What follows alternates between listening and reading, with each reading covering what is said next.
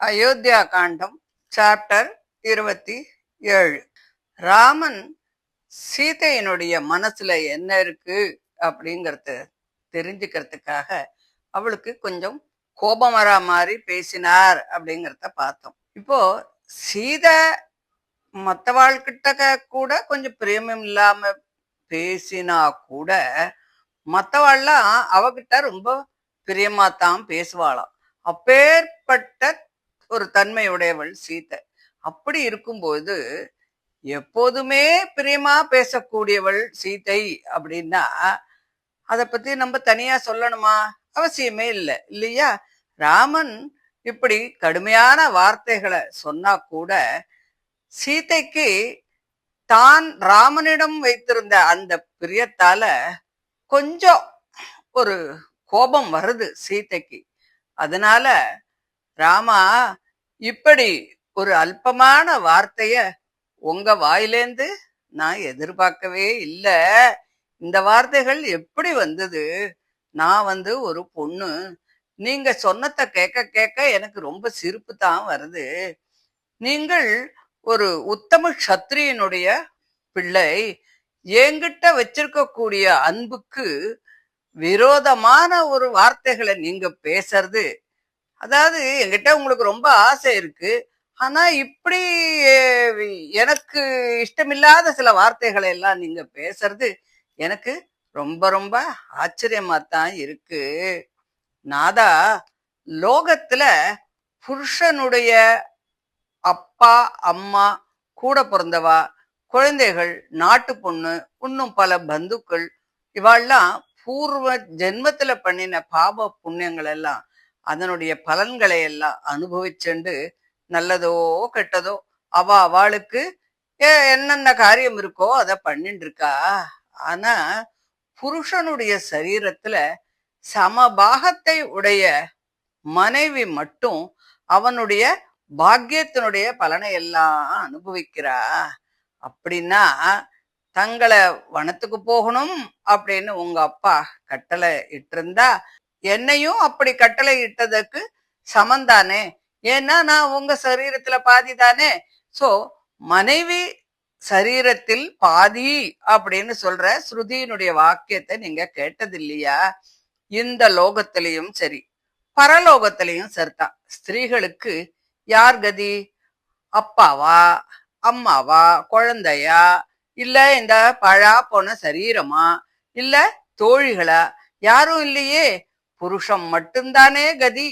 அதனால உங்களோட பாக்கியத்துல எனக்கு பாதி பங்கு இருக்கு.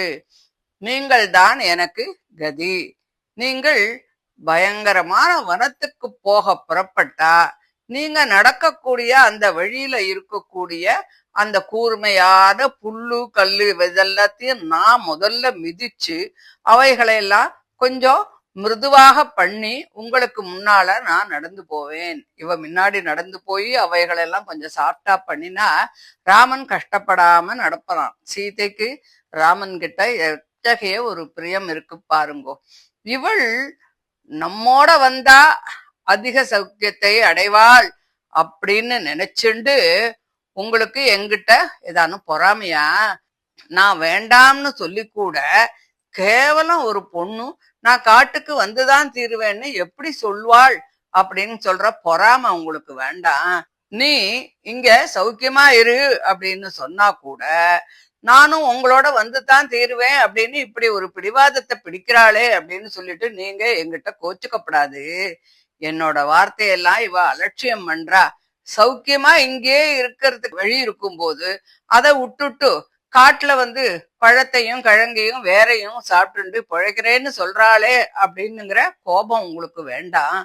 சாஸ்திரத்தால விளக்கப்பட்டத ஒருவன் இது சரியில்லை அப்படின்னு சொல்லிட்டு தள்ளிடுறது போல தங்களுக்கு தகாத ரோஷத்தையும் நீங்க விளக்கிடுங்கோ. உங்களுக்கு இப்படி ஒரு ஈகோ வேண்டாம் அப்படிங்கிற, நம்ம சொல்லி இவ கேட்கலையே அப்படிங்கிற ஈகோ உங்களுக்கு வேண்டாம் அப்படின்னு சொல்ற. நான் தனி ஆளா பயங்கரமா அடர்ந்த காட்டுல இந்த பொண்ணை அழிச்சுண்டு எப்படி போவேன் அப்படின்னு நீங்க பயப்படுறீங்களா? நீங்கள் ஒரு வீர சிகாமணின்னு எனக்கு தெரியாதோ? அதனால என்னையும் அழிச்சுண்டு போகணும்.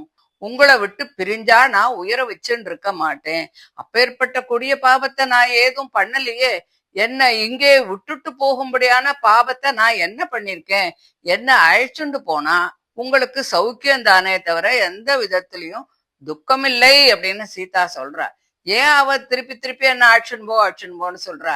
இங்க ராமனுடைய அவதார காரியம் என்ன? ராவணனை அழிக்கணும். சீதையை அழிச்சுண்டு போனா தானே ராவணன் வந்து சீதையை தூக்கிட்டு போவன். ராமன் வந்து அவனோட சண்டையை போட்டு அந்த அசுரனை அழிக்க முடியும். சோ இது வந்து அவதார நோக்கத்தினுடைய ஒரு காரணத்தினால சீதை வந்து அந்த மாதிரி பேசுறா. பாலைவனத்துல பிரயாணம் செய்யறவா தங்களுக்கு வேண்டிய ஜலத்தை குடிச்சுட்டு பாக்கி ஜலத்தை எங்கேயானும் கொட்டுவாளா? கண்டிப்பா கொட்ட மாட்டா. ஏன்னா இன்னும் கொஞ்சம் அந்த ஜலம் தேவையா இருக்குமே அப்படின்னு பாத்திரங்களை அத நிறைச்சு வச்சுண்டுதான் இருப்பா. அப்படி செய்யறது அவளுக்கு நல்லது தானே தவிர எந்த விதத்திலையும் அவளுக்கு அதனால கேடு இல்ல. அதனால என்னையும் நீங்க அழைச்சுண்டு போகணும். இந்த ராஜபோகங்களை விட்டுட்டு காட்டுக்கு எதுக்கு வரணும் அப்படின்னு கேக்குறீங்களா? ஸ்திரீகளுடைய உத்தம தர்மம் இதுதான்னு எனக்கு தெரியாதா? தன்னுடைய கணவனையே தெய்வமாக நினைச்சுண்டு அவன் எந்த நிலைமையில இருந்தாலும் சரி அவனுடைய பாதங்கள்ல பணிவிடை செய்யறதுதான் பதிவிரதைகளினுடைய லட்சணம் இல்லையா? என்னோட அப்பா அம்மா நான் புருஷனிடம் எப்படி நடந்துக்கணுங்கிற விஷயத்த எனக்கு நன்னா சொல்லி தந்திருக்கா. 4 வர்ணத்தார்களும் 4 ஆசிரமத்தார்களும் உத்தமமான பலனை அடைவதற்கு என்னென்ன சாதனங்களை அனுஷ்டிக்கணும் அப்படிங்கிறது எனக்கு நன்னா தெரியும். அதனால அவைகளெல்லாம் இப்போ நீங்க எனக்கு உபதேசம் பண்ண வேண்டாம். மனுஷ சஞ்சாரமே இல்லாத காட்டுல யானை, புலி, கரடி இவைகள்லாம் இருந்தா கூட நான் சந்தோஷமா இருப்பேன். காட்டுல கூட எங்க அப்பா அரண்மனையில இருக்கிறது போல நினைச்சுண்டு உங்களுக்கு சிசுருஷ பண்ணிண்டு நான் காலத்தை கழிப்பேன். ஒரு தபஸ்வி மாதிரி விரதங்களை எல்லாம் அனுஷ்டிச்சுண்டு இந்திரியங்களை அடக்கி வனங்களில் உள்ள அபூர்வமான காட்சிகள் எல்லாம் பார்த்துண்டு அவைகளெல்லாம் நாட்டுல பார்க்க முடியாது இல்லையா? அதையெல்லாம் காட்டுல பார்த்துண்டு நான் உங்களோட ஆனந்தமா காலத்தை கழிப்பேன். உங்களை ஒருவன் சரணடைந்தால் அவன் தங்களுக்கு எந்த சம்பந்தமும் இல்லாவிட்டாலும் கூட அவனை நீங்க காப்பாத்துறீள். அப்படி இருக்கும்போது உங்களையே நம்பி வந்திருக்கிற என்ன காப்பாத்துறது ஒரு பெரிய விஷயமா? இன்னைக்கு நான் உங்களோட வரத்தான் போறேன். நான் நிச்சயம் பண்ணிட்டேன். என்ன யாரும் தடுக்க முடியாது. என் ஆகாரத்திற்காக உங்களுக்கு எந்த ஒரு சிரமத்தையும் நான் தரமாட்டேன். ஏன்னா அதை கொண்டா இதை கொண்டாடலாம் நான் எதுவும் கேட்க மாட்டேன்.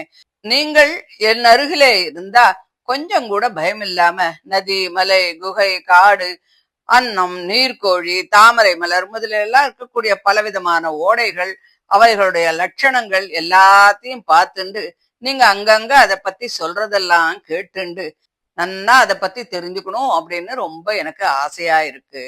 அந்த புண்ணிய தீர்த்தங்கள்ல ஒவ்வொரு தினமும் உங்களோட ஸ்நானம் பண்ணி விரதங்களை எல்லாம் அனுஷ்டிச்சுண்டு நான் ஆனந்தமா இருப்பேன். வனத்துல அநேக வருஷங்கள் நாம் இருந்தாலும் கூட நீங்க என் கிட்டக்க இருந்தா எனக்கு காலம் போறதே தெரியாது. நீங்கள் இல்லாமல் நான் சொர்க்கத்துல இருந்தா கூட எனக்கு அது ஒரு காலி இடம் போலத்தான் இருக்கும். மான்கள், குரங்குகள், யானைகள் இப்படி மிருகங்கள் நிறைந்து வனத்திற்கு போய் அங்கே தங்களுடைய பாதத்தையே கதியாக நம்பி இந்திரியங்களை அடக்கி காலத்தை கழிப்பேன். உங்களை தவிர வேறு எந்த நினைவும் என் மனசுல இல்லவே இல்லை. நான் உங்களிடத்துல மிகுந்த அன்பு வைத்தவள். என்னை இங்க விட்டுட்டு போனா என்னோட உயிரை விட்டு விடுவேன். அதனால நான் சொல்றத நீங்க ஒத்துண்டு என்னையும் கூட அழைச்சுண்டு போகணும். நான் உங்களோடு வரதால உங்களுக்கு விசேஷமான எந்த பாரமும் இல்லையே அப்படின்னு சொல்லி ராமன் கிட்டக்க சீதை கேக்குற.